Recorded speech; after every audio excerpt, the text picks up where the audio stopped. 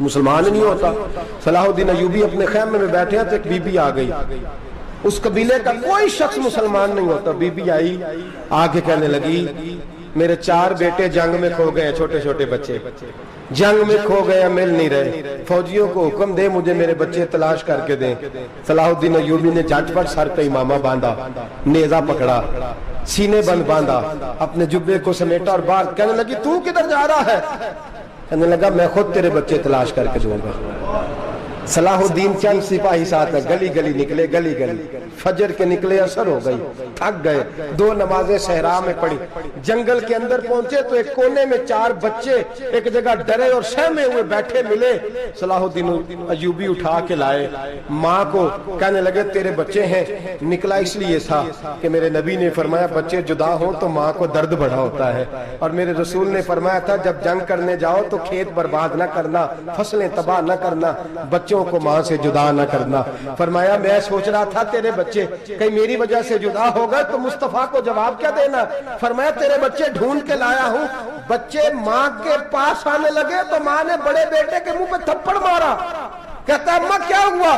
کہنے لگے تو نے سنا نہیں کہ دشمن کے بچوں کی اتنی حفاظت کرتا ہے، میرے پاس نہ جا، اس کے قدموں میں بیٹھ جا، جس نبی کے غلام اتنے سچے ہیں وہ نبی کتنا سچا ہوگا۔ بنو قریظہ اور بنو نذیر 2 محلے تھے یہودیوں کے۔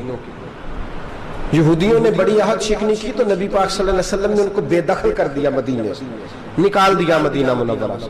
یہودی نکل گئے مدینہ طیبہ سے، تو جب وہ نکل کے جا رہے تھے تو ان کے مکان، ان کے باغ، ان کی جائیدادیں بچ گئیں۔ نبی پاک علیہ السلام نے انصار مدینہ کو پہلے بلایا، جاگ رہے ہیں نا آپ لوگ؟ پیسے آتے کسی کو برے لگتے ہیں؟ اب تو یہ بھی حلال حرام کی تمیز بھی اٹھتی جا رہی ہے۔ جائیداد، باغ، مال، علاقہ خالی ہوا ہے، وہ چلے گئے اور لوگ تو ڈھونڈتے پھرتے ہیں۔ اللہ خیر فرمائے، شاملہ جگہ ملتی نہیں اب شہروں میں، وہ کس کس نے نام کرا لی، کدھر گئی ہے کوئی خبر ہی نہیں، خالی جگہ پڑی ہے۔ میرے نبی پاک علیہ السلام نے پہلے انصار مدینہ کو بلایا، حضور نے فرمایا انصاریوں بہت بڑی جائیدادیں یہودیوں کی، بنو نذیر اور بنو قریظہ محلے خالی ہو گئے، میرا دل کرتا ہے وہ تمہیں دے دوں، اس لیے کہ تم نے اپنے مہاجر بھائیوں کے ساتھ بڑا تعاون کیا، جائیدادیں تم نے دے دی ہیں، مکانات دے دیے ہیں، بڑا کچھ تم نے دیا ہے، میرا دل کرتا ہے وہ تمہارے نام کر دوں۔ تو انصار مدینہ کیا کہنے لگے یا رسول اللہ دے تو ہم نے دیا ہے پر وہ بیچارے جھچکتے ہی رہتے ہیں، وہ جھچکتے ہی رہتے ہیں، کھول کے ہماری چیزیں استعمال نہیں کرتے۔ تو حضور ہم تو پہلے ہی انصار ہیں، ہمارے پاس بڑا کچھ ہے، آپ مہربانی فرمائیں وہ سارا کچھ مہاجروں کو دے دے مہاجرین کو، ہمیں نہیں چاہیے۔ اب چلے گئے بات کر کے، میرے حبیب پاک نے مہاجروں کو بلا لیا، فرمایا بنو نذیر اور بنو قریظہ قبیلے کی جائیدادیں آئی ہیں، تمہارے پاس بظاہر جو چیزیں ہیں بھی وہ بھی انصار مدینہ کی ہیں، تو میرا یہ خیال ہے کہ وہ سارا کچھ تمہیں دے دیا جائے۔ ابو بکر صدیق رضی اللہ تعالیٰ عنہ کہنے لگے یا رسول اللہ صلی اللہ علیہ وسلم ہمارے انصار بھائیوں نے ہمارے لیے دل تک کھول دیے ہیں، حضور انہوں نے ہر چیز بانٹ کے ہمارے سامنے رکھ دی ہے، ہم اتنے خرد غرض ہیں کہ سارا کچھ لپیٹ جائیں۔ کہا حضور ہمارے پاس جو مکان ہے وہ ہے، ہم کاروبار کر رہے ہیں، تجارتیں کر رہے ہیں، مزدوریاں کر رہے ہیں، ہم انشاءاللہ اور بنا دیں گے، آپ یہ ہماری طرف سے ہمارے انصار بھائیوں کو گفٹ کر دیں، آپ انہیں دے دیں۔ میرے حبیب کی آنکھوں میں آنسو آ گئے، میرے نبی پاک علیہ السلام رو پڑے، یا رسول اللہ آپ کیوں روتے ہیں؟ فرمایا تمہارا یہ بھائی چارہ قائم رہا تو اللہ اسلام کو بڑی قوتیں عطا فرمائے گا، اللہ طاقتیں دے گا اسلام کو، اگر تمہارا یہ رنگ قائم رہا، یہ انداز، میرے غلاموں تمہارے یہ طور طریقے، ایک بھائی کہتا ہے دوسرے کو، دوسرا کہتا ہے تیسرے کو۔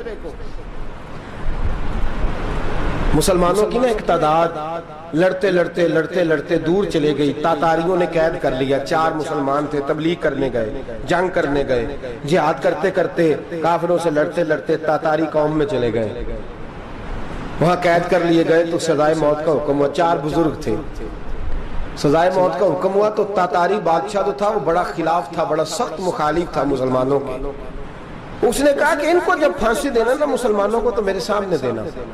اب 4 عالم ہیں، 4 صوفی ہیں، سفید داڑیاں، سر پہ امامے، پھانسی کا وقت آیا تو جو پھانسی گھاٹ ہے وہ ایک ہے، چاروں کو کٹھے پھانسی نہیں ہو سکتی، ایک کو کہا کہ ایک ایک کر کے ان کو پھانسی دو. جب پھانسی کا وقت آیا نا تو جو سب سے پیچھے صوفی تھے وہ دوڑ کے آگے آئے, کہنے لگے بادشاہ پہلی باری میری لگا پہلی. اب بادشاہ نے کہا ٹھیک ہے اسے لٹکا دو. وہ قریب آئے تو دوسرے دوڑ آئے, کہنے لگے نہیں نہیں پہلی باری میں نے زیادہ کافر قتل کیے, میرا بڑا جرم ہے, مجھے پہلے سزا دو.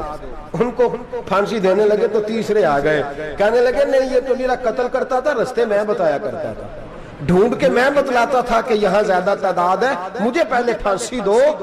تیسرے کے ساتھ بات ہو رہی تھی تو چوتھا دوڑا آیا, کہنے لگا یہ رستے بتاتا تھا, یہ تبلیغ کرتا تھا, یہ سارا کچھ کرتا تھا, لیکن کہا یہ کہتے تھے چلو واپس چلتے ہیں, میں جانے نہیں دیتا تھا, میں کہتا تھا اور کافر مارنے اور علاقے فتح کرنے, میرا جرم بڑا ہے, مجھے پہلے پھانسی دو. بادشاہ کہنے لگا مجھے 35 سال ہو گئے حکومت کرتے, بڑی دنیا کو پھانسی دی ہے, لوگ تو ایک دوسرے کو دھکے دیتے ہیں کہ پہلے تو جا پہلے تو جا, اور تم کیسی قوم ہو کہ ایک دوسرے پہ قربان ہو رہے ہو. کہنے لگا تم ایک باپ کی اولاد ہو. جاگ رہے ہیں آپ لوگ؟ تاتاری بادشاہ, کافر بادشاہ, اسلام کی مخالفت کرتے ہیں, ایک باپ کی اولاد ہو کا نہیں, ایک قبیلے کے رہنے والے ہو کا نہیں, ایک ملک کے رہنے والے ہو نہیں. اس نے کہا رشتہ کیا ہے تمہارا, رشتہ کیا ہے؟ تو بول کے کہنے لگے خدا ایک ہے نبی ایک ہے, خدا ایک ہے اور نبی منفرد ایک ہے, اس قوم کی نقصان بھی ایک ہی سب کا نبی, اللہ بھی قرآن بھی ایک. کیا ہی اچھا تھا ہوتے اگر مسلمان بھی ایک, یوں تو سید بھی ہو مرزا بھی ہو افغان بھی ہو, تم سبھی کچھ ہو بتاؤ کہ مسلمان بھی ہو. فرمایا ہمارا اللہ ایک ہے نبی ایک ہے. تو کہا پھر ایک دوسرے پہ جان کیوں دیتے ہو؟ فرمایا ہمارے نبی نے ہمیں بھائی بھائی بنا دیا ہے, بھائی کا دل نہیں کرتا اس کی آنکھوں کے سامنے بھائی چلا جائے, ہمارا دل نہیں کرتا پہلے مجھے دے پہلے مجھے دے. بادشاہ کہنے لگا تمہارا جذبہ مجھے متاثر کر گیا, جاؤ میں تم چاروں کو آزاد کرتا ہوں, تمہیں آزاد کرتا ہوں. میرے دوستو یہ رنگ تھا, دیکھیں نا, یہ اس دھرتی نے نظام دیکھا ہے نا, اس فلک نے پہلی بار دیکھا, اس زمین نے پہلی بار. اور میرے حضرت صاحب فرمایا کرتے تھے زمین تڑپ کے روئی, اس نے پہلی دفعہ دیکھا. احد کا میدان ہے, 3 صحابہ تپتی ہوئی زمین پہ زخموں سے چور چور پڑے ہیں. حضرت انس بن نضر رضی اللہ تعالیٰ عنہ پانی کا پیالہ لے کے پہنچے, ایک زخمی سے کہا تجھے پانی پلانا ہے, تو کہنے لگا میرے زخم تھوڑے ہیں, وہ جو ساتھ پڑا ہے اس کے زخم گہرے ہیں, پہلے اسے پانی پلا دے, جا اسے دے دے. اس کے پاس پہنچے تو وہ کہنے لگا وہ مجھ سے پہلے گرا تھا, اس کا زخم زیادہ گہرا ہے, اسے پانی پلا. تیسرے کے پاس گئے تو کہنے لگا چوتھا تڑپ زیادہ رہا ہے, اس کی عمر زیادہ ہے, میں تو جوان ہوں برداشت کر لوں, بڑھاپے کی وجہ سے نڈھال ہو گیا, پہلے اسے پانی پلا. چوتھا کہنے لگا 5ویں کے پاس جا, 5واں کہنے لگا 6ٹھے کے پاس جا. حضرت انس بن نضر کہتے میں رو پڑا, میں نے کہا محمد کے غلاموں, رسول نے تمہیں کیسا جذبہ دے دیا ہے, زبانیں پیاس سے باہر ہے لیکن تمہاری اخوت مرتے دم تک قائم ہے. کہتے میں 7ویں کے پاس گیا تو کہنے لگا اگر 6 قربانی دے سکتے ہیں تو مجھے خود غرض نہ سمجھ, میں نے نہیں پانی پینا, جا پہلے کے پاس لے جا. کہتے میں پہلے کے پاس آیا تو روح پرواز کر گئی, دوسرے کے پاس آیا تو روح پرواز کر گئی, میں 7ویں تک آیا تو انتقال کر گئے. کہتے ہیں پانی کا پیالہ میں نے اٹھایا اور میں نے زمین پہ رکھا تو میں نے کہا پانی گھما رہنا, محمد کے غلام مر تو جاتے ہیں پر ایک دوسرے کا خیال بڑا رکھا کرتے ہیں, گھما رہنا یہ مر جایا کرتے لیکن ایک دوسرے کا درد. میرے دوستو لٹا ہوا برما, روتے ہوئے مسلمان, سسکیاں اور آہیں لیتی ہوئی مائیں پوچھتی ہیں اے خاصا اے خاصان رسول, وقت دعا ہے, امت پہ تیری آ کے عجب وقت پڑا ہے. وہ دین جو بڑی شان سے نکلا تھا وطن سے, پردیس میں وہ دین آج غریب الغربا ہے. فریاد ہے اے کشتی امت کے نگہباں, بیڑا یہ تباہی کے قریب آن لگا ہے. اور کیا خوبصورت جملے کہے تھے کہ نبی پاک صلی اللہ علیہ وسلم نے, حضور نے فرمایا تھا میرا مومن ایک جان کی طرح ہوتا ہے, ایک جان کی طرح ہوتا ہے. ایک کو تکلیف ہو جسم کے ایک حصے کو, سارا حصہ پریشان ہوتا ہے. فرمایا یہ ایک مکان کی طرح ہے, ایک اینٹ دوسری اینٹ کو مضبوط کرتی ہے. فرمایا یہ مضبوط لوگ ہیں, یہ مضبوط لوگ. حضرت عمر فاروق کا زمانہ ہے, ایک آدمی نے سیری بھیج دی, ایک گھر میں بطور تحفہ، قحط کا زمانہ تھا، گوشت ملتا نہیں تھا، جانور، ایک آدمی نے سری بھیج دی ایک آدمی کے گھر میں۔ اس نے کیا کیا؟ اس نے اپنی بیوی سے کہا ہماری تو خیر ہے، ساتھ والا پڑوسی زیادہ غریب ہے، ادھر نہ بھیج دیں، یہاں گندم امیر شہر کی ہوتی رہی خراب اور بچی کسی فقیر کی فاقوں سے مر گئی، کہا ساتھ والے پڑوسی کے گھر سے میں کئی دنوں سے بھوک کی آوازیں، وہاں بھیج دے۔ اس کے گھر گئی تو اس کی بیوی شوہر کو مشورہ دیتی ہے، کہتی ہے میرے بچے تو دلیر ہے، ساتھ والے کے چھوٹے ہیں، وہ گزارا نہیں، ادھر نہ بھیج دیں۔ ادھر گئی، ایک روایت ہے 7 گھر، ایک روایت ہے 21 گھر، 21 گھروں میں گھومتی ہوئی وہ سری پھر پہلے کے گھر میں آ گئی، اور پہلا صحابی کہنے لگا صرف تو نے ہی محمد کا کلمہ نہیں پڑھا، باقی 20 نے بھی پڑھا ہوا ہے، صرف تو نے ہی رسول اللہ سے یہ درس نہیں لیا، باقیوں نے بھی لیا ہے، اور صرف تیرے اندر ہی جذبہ اظہار نہیں، تو ہی صرف مسلمانوں سے پیار نہیں کرتی، سارے ہی پیار کرتے ہیں۔ وہ سری پھر آ گئی ہے، اب کیا کرنا ہے؟ اب کیا کرنا ہے؟ تو امام نبوی نے لکھا ہے، وہ کہنے لگی کرنا کیا ہے؟ پکاؤں گی میں اور کھائیں گے 21 گھر، پھر بھی اکیلے نہیں کھائیں گے، پکاؤں گی میں اور کھائیں گے 21 گھروں کے مطابق شوربہ پکا، اور پھر برتن میں ڈال کے وہ بی بی ایک کے گھر کا دروازہ کھٹکھٹاتی ہے، کہتی ہے مصطفیٰ کے غلاموں نکلو باہر اور کھاؤ، اس لیے کہ جس نبی نے مجھے پیار کا حکم دیا اسی نے تمہیں بھی پیار کرنا سکھایا ہے، یہ رنگ چشم فلک نے سکھایا ہے۔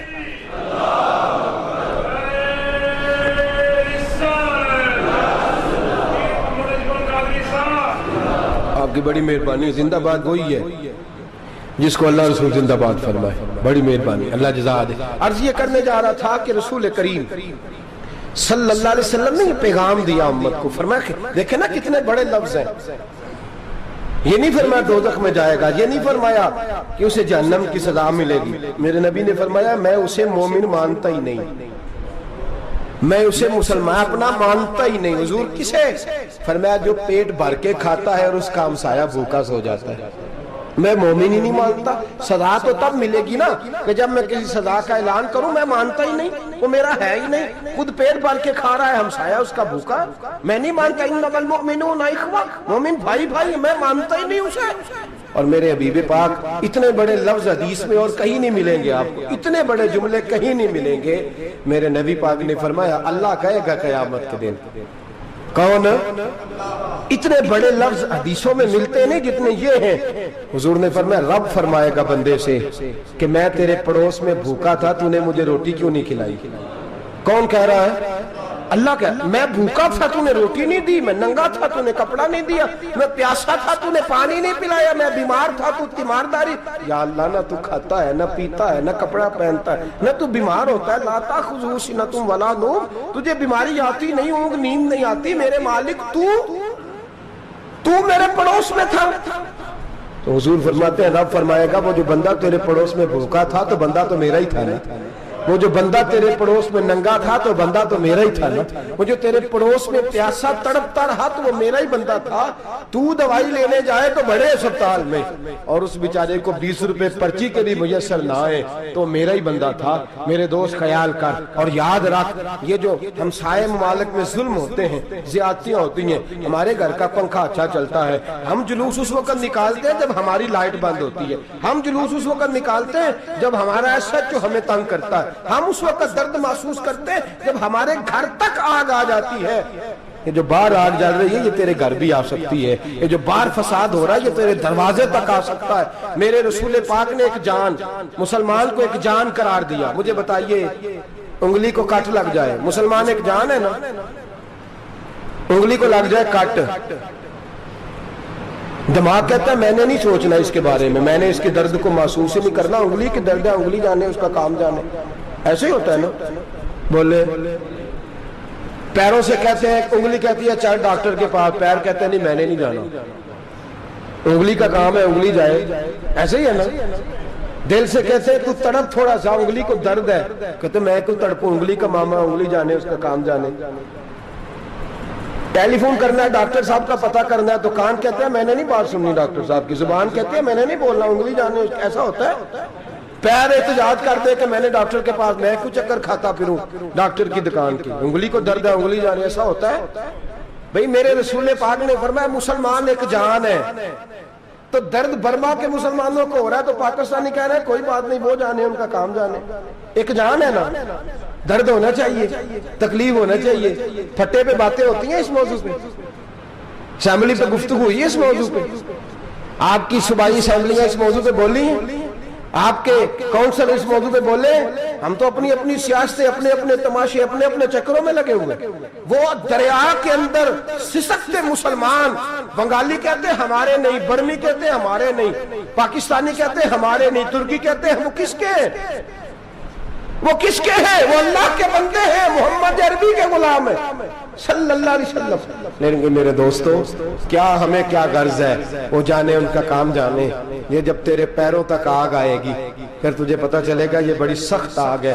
آج جس کافر نے برما پر عرصہ دراز تنگ کیا ہے، مسلمان تھوڑے تھوڑے مفاد لینے کی خاطر نا، بنو عباس اور بنو امیہ کی جنگ چل رہی تھی، بنو عباس جو تھے وہ غالب آ گئے، بنو امیہ جو تھے ان کی حکومت ختم ہو گئی، تو عیسائیوں نے بنو امیہ سے کہا کہ ہم تمہارے ساتھ تعاون کرتے ہیں، ہم تمہارے ساتھ تعاون کرتے ہیں اور بنو عباس پہ غلبہ پا کے تمہیں حکومت دلاتے ہیں۔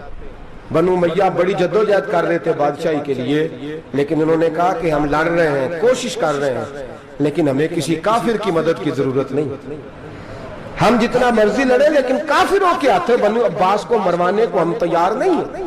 ہمیں خبردار، تمہارا آپس کا معاملہ ہے، ہم خود نمٹ لیں گے، تمہیں اجازت نہیں دیتے تم اندر کودو اور کود کر کے تم فسادات پیدا کرو اور مسلمانوں کے اندر تقسیم کرو۔ میرے دوستو مسلمان کو سوچنا چاہیے، سوچ بڑی رکھنی چاہیے، گھر کی جنگ سے نکل آ، اب بہو ساز کے جھگڑے سے باہر آ جا، اب محلے کی سیاست چھوڑ کے باہر کا سوچ، اب اسلام کو تیری حاجت ہے۔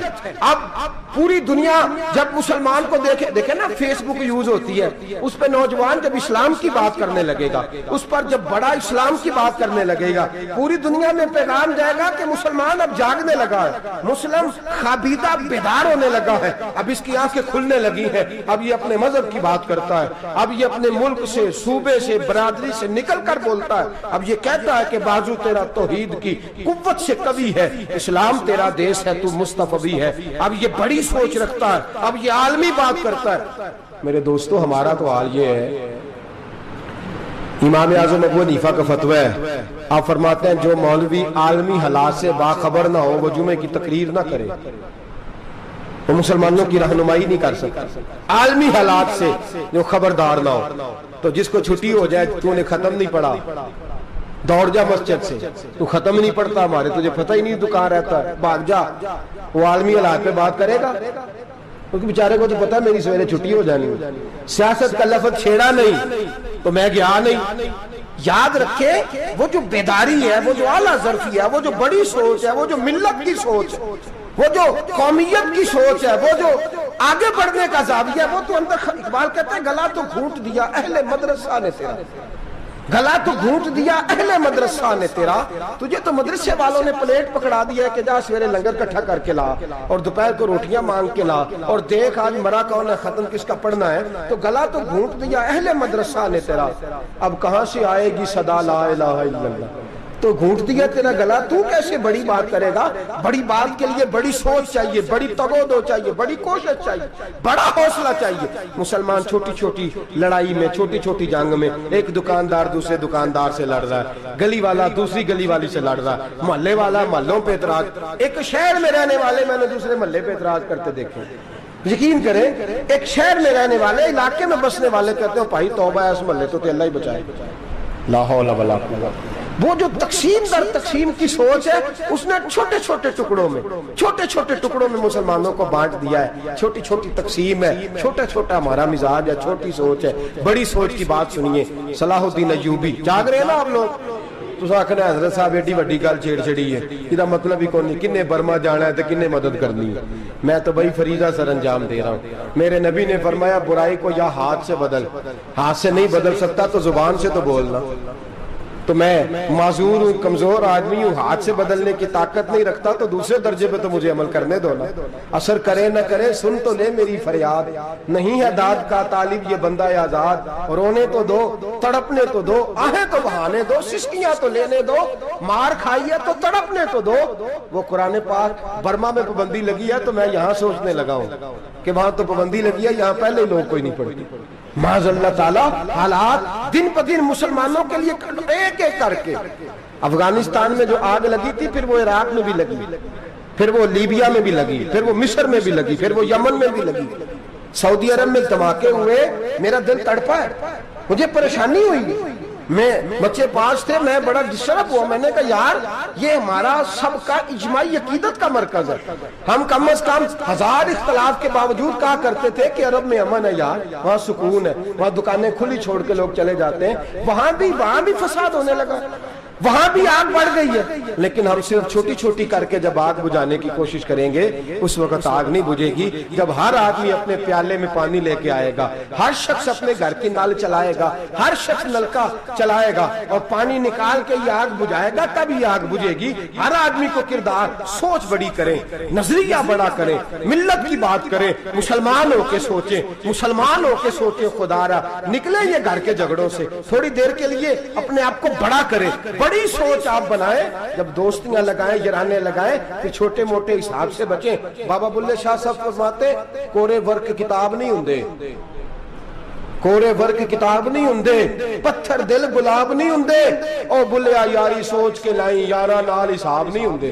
پھر ذرا نکلے اس حساب کتاب سے باہر، بلیا یاری سوچ کے لائیں، یارا نال حساب نہیں ہوندے۔ پھر ذرا بڑا ذہن کریں، چھوڑے اپنے حساب، یُبْصِرُونَ عَلَىٰ أَنفُسِهِمْ وَلَنَبْلُوَنَّكُمْ بِشَيْءٍ مِّنَ الْخَوْفِ وَالْجُوعِ وَنَقْصٍ مِّنَ الْأَمْوَالِ وَالْأَنفُسِ وَالثَّمَرَاتِ۔ پھر حساب کتاب سے نکلے، پھر امام علی مقام کی طرح یہ سوچ بنائے کہ حسین کے بچے چلے جائیں تو کوئی حرج نہیں، امت پر آنچ نہیں آنی چاہیے۔ ایک امام علی مقام، کل تک امام میدان میں کھڑے تھے تو اکیلے تھے، لیکن آج پوری دنیا کہتی ہے حسین ہمارا ہے، حسین ہمارا ہے۔ آج نظریہ امام علی مقام زندہ ہے، تو اکیلا ہے تو کھڑا ہو، یہ نہ کہا کر چھوٹی سی مسجد ہے، ایک کونا ہے کھڑکاوا، مولانا تقریر کر رہے ہیں تو کیا بنے گا، ایک آواز کہیں سے گونجا کرتی ہے، پھر اس میں تاثیر میرا اللہ پیدا فرما دیا کرتا ہے، پھر اس کے اندر قوت میرا رب پیدا فرما دیا کرتا ہے، پھر اللہ اس میں تاثیر پیدا کر کے چار دانگ عالم میں پھیلا دیا کرتا ہے۔ صلاح الدین ایوبی، مسلمانوں پہ ظلم ہوا، فلسطین میں آگ لگی اور پورے فلسطین کی گلیاں خون سے بھر گئیں، ایک دن کے اندر 70,000 مسلمان قتل ہوا۔ گھوڑوں سے سڑکوں پہ چلا نہیں جاتا تھا، گھوڑے پھسلتے تھے، اتنا خون تھا، اور کچی سڑکیں تھی، اتنا خون تھا، پہلے کچی زمین نے خون پیا، پھر خون اس سے باہر آیا، پھر بھی اتنا سخت 70,000 آدمی قتل ہوا۔ صلاح الدین ایوبی کون تھے؟ میرے غوث اعظم جیلانی کے مدرسے کے طالب علم تھے۔ جامعہ نظامیہ مدرسہ، یہ مدرسے ہیں جنہوں نے دین کے مجاہد پیدا کیے، مدارس ہیں جنہوں نے دین کے مجاہد پیدا کر کے پوری دنیا کے اندر پھیلائے ہیں۔ مدارس کے اندر دہشت گردی آئی، میں اختلاف نہیں کرتا، لیکن ابھی بھی مدرسے ہیں جن مدرسوں سے رسول اللہ کے دین کا سچا درس دیا جاتا ہے، امن پیار اور محبت کی فضا کو عام کیا جاتا ہے وہ مدارس، اور انشاءاللہ قیامت کی صبح تک وہ مدرسے قائم رہیں گے۔ صلاح الدین ایوبی مدرسے کے طالب علم ہے، مدرسے کا، لیکن مدرسہ اس کا تھا جو ساتھ درویش بھی تھا، جو ساتھ اللہ رسول کے احکامات محبت کے ساتھ پھیلانے والے غوث اعظم جیلانی کا مدرسہ تھا، اس مدرسے کا پڑھنے والا طالب علم۔ دیکھیں نا، علم دین شہید کون تھا؟ نعتیں پڑھنے والا تھا نا، ختم دلانے والا تھا۔ عامر چیمہ شہید کون تھا؟ نعتیں پڑھنے والا تھا نا۔ یہ نعتیں وہ چیز ہوتی ہے جو دلوں کے اندر اثر پیدا کر دیتی ہے، جو نبی پاک کی محبت کو پروان چڑھاتی ہے، اور یہی چراغ جلے گا تو روشنی ہوگی۔ صلاح الدین ایوبی اکیلا اپنے دوستوں سے کہنے لگا مسلمانوں کی مدد، چند سالوں میں نکلو مدد کریں۔ انہوں نے کہا تیرے نکلنے سے کیا ہوگا؟ کہنے لگا میں نے نہیں نکلنا، میرے اللہ نے میری مدد کرنی ہے، میرے اللہ نے میری اٹھ باندھ کمر کیا ڈرتا ہے، پھر دیکھ خدا کیا کرتا ہے۔ فرمایا مجھے نکلنے دے، اللہ میری مدد کرے گا۔ تھوڑا تھوڑا کر کے فوج جمع کی، کوشش کی، چند سالوں کے بعد اسی جگہ جہاں مسلمانوں کا خون بہا تھا، اللہ نے اسلام کا جھنڈا پھر سے بلند کر دیا۔ صلاح الدین ایوبی فاتح بن کے مسجد اقصی کے دروازے پہ کھڑا ہے. چند سال گزرے، عیسائیوں کا اپنا وہ ظلم ابھی یاد ہے، اور عیسائی سارے لیڈر کہتے ہیں تیاری کر لو، اب ہمارے بچے کاٹے جائیں گے، عورتیں بیوہ ہوں گی، گردنیں کٹیں گی، اب دیکھنا جتنا خون ہم نے بہایا تھا مسلمان اس سے دگنا بہائیں گے. صلاح الدین ایوبی گھوڑے پہ کھڑے ہیں اور پوچھتے ہیں او عیسائیوں بتاؤ تمہارے ساتھ کیا کروں. گردنیں جھک گئیں، جواب کوئی بھی نہیں. کہا تم نے 70,000 مسلمان ایک دن میں مارا تھا، بولو تمہارے ساتھ کیا کروں. تم نے ایک دن میں مسلمان یوں کاٹے جیسے گاجر مولی کاٹی جاتی ہے، بولو کیا کروں. عیسائی کہنے لگے ہمیں اپنے ظلم یاد ہے، تشدد یاد ہے، بربریت یاد ہے، تو بہتر جانتا ہے تو نے کیا کرنا ہے. صلاح الدین ایوبی گھوڑے پہ فاتح کھڑا ہے، آنکھوں میں آنسو آئے، تڑپ کے رویا، کہنے لگا میں تمہارے ساتھ وہی سلوک کروں گا جو میرے مصطفیٰ نے قریش مکہ کے ساتھ فرمایا تھا. لا تصریب علیک، جاؤ تم پر کوئی زیادتی، جاؤ تم آزاد ہو. اس نے کہا تو کر کیا رہا ہے؟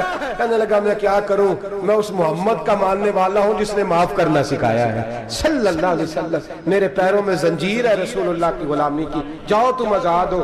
اس نے کہا تم آزاد ہو. لوگوں نے کلمہ پڑھنا شروع کر دیا، اشہد ان لا الہ الا اللہ واشہد ان محمدن عبدہ. سارے قبیلے کے کچھ نہ کچھ لوگ مسلمان، ایک قبیلہ رہ گیا مسلمان نہیں ہوتا. صلاح الدین ایوبی اپنے خیمے میں بیٹھے ہیں تو ایک بی بی آ گئی، اس قبیلے کا کوئی شخص مسلمان نہیں ہوتا. بی بی آئی، آگے کہنے لگی میرے 4 بیٹے جنگ میں کھو گئے، چھوٹے چھوٹے بچے جنگ میں کھو گئے، مل نہیں رہے، فوجیوں کو حکم دے مجھے میرے بچے تلاش کر کے دیں. صلاح الدین ایوبی نے جھٹ پٹ سر پہ امامہ باندھا، نیزہ پکڑا، سینے بند باندھا، اپنے جبے کو سمیٹا اور باہر. کہنے لگی تو کدھر جا رہا ہے؟ کہنے لگا میں خود تیرے بچے تلاش کر کے دوں گا. صلاح الدین چند سپاہی ساتھ گلی گلی نکلے، گلی گلی فجر کے نکلے، اثر ہو گئی، تھک گئے. 2 نمازیں صحرا میں پڑھی، جنگل کے اندر پہنچے تو ایک کونے میں 4 بچے ایک جگہ ڈرے اور سہمے ہوئے بیٹھے ملے. صلاح الدین ایوبی اٹھا کے لائے، ماں کو کہنے لگے تیرے بچے ہیں. نکلا اس لیے تھا کہ میرے نبی نے فرمایا بچے جدا ہوں تو ماں کو درد بڑا ہوتا ہے، اور میرے رسول نے فرمایا تھا جب جنگ کرنے جاؤ تو کھیت برباد نہ کرنا، فصلیں تباہ نہ کرنا، بچوں کو ماں سے جدا نہ کرنا. فرمایا میں سوچ رہا تھا تیرے بچے کہیں میری وجہ سے جدا ہو گئے تو مصطفیٰ کو جواب کیا دینا. فرمایا تیرے بچے ڈھونڈ کے لایا ہوں. بچے ماں کے پاس آنے لگے تو ماں نے بڑے بیٹے کے منہ پہ تھپڑ مارا. کہتا ہے اماں کیا ہوا؟ کہنے لگے تو نے سنا نہیں کہ دشمن کے بچوں کی اتنی حفاظت کرتا ہے، میرے پاس نہ جا، اس کے قدموں میں بیٹھ جا. جس نبی کے غلام اتنے سچے ہیں وہ نبی کتنا سچا ہوگا، جس نبی کے نوکر اتنے کھڑے ہیں وہ نبی کتنا کھڑا ہوگا. جا کے کلمہ پڑھ لے. میرے دوست یہ اسلام ہے جس نے غیروں کا درد بھی اپنے سینے میں رکھا. اقبال کہتا ہے سارے زمانے کا درد ہمارے ہی سینے میں ہے. برما کا مسلمان ہو یا عراق، لیبیا، افغانستان، کشمیر کا مسلمان ہو، میرے دوست وہ غیر نہیں ہے، وہ تیرا اپنا ہے. اس کا رنگ نہ دیکھ، اس کی بولی نہ دیکھ، اس کا قبیلہ اور علاقہ نہ دیکھ. دیکھ کہ وہ تیرے رسول کا کلمہ پڑھتا ہے، وہ دیکھ کہ وہ کعبے کی طرف منہ کر کے نماز پڑھتا ہے. دیکھ کہ تیرا اور اس کا نصاب زندگی قرآن ایک ہے. میرے دوست کچھ نہیں کر سکتا تو دعا تو کر دیا کر، کچھ نہیں کر سکتا تو التجا تو کر دیا کر. اللہ کے حضور یہ تو کہا کر کہ اللہ مسلمان جہاں بھی ہیں تو ان کی مدد فرما، اللہ مسلمان جہاں بھی ہیں تو ان کی غیبی امداد فرما. یہ دعا تو میرے دوست ضرور کیا کرو. سوچ بڑی کریں، جب بھی آپ بولیں، جب بھی آپ لکھیں، جب بھی کسی سے بات کریں تو بحیثیت مسلمان کے بات کریں، بحیثیت ایک نبی پاک کے غلام کے بات کریں. اپنی زندگی اس انداز میں ترتیب دیں کہ پہلے آپ مسلمان ہیں، اس کے بعد آپ کچھ اور ہیں. پہلے اسلام کی بات کریں، بڑی بات کریں، بڑے حوصلے کی بات کریں، پھر اسلام کو قوت ملے گی، پھر بیداری امت کو نصیب ہوگی. اللہ کریم برما کے مسلمانوں کو اپنی رحمت کی ٹھنڈی چھاؤں نصیب فرمائے، ہمیشہ مدحت خیر الانام میں گزرے. دعا ہے یہ عمر درود و سلام میں گزرے. آخر دعوت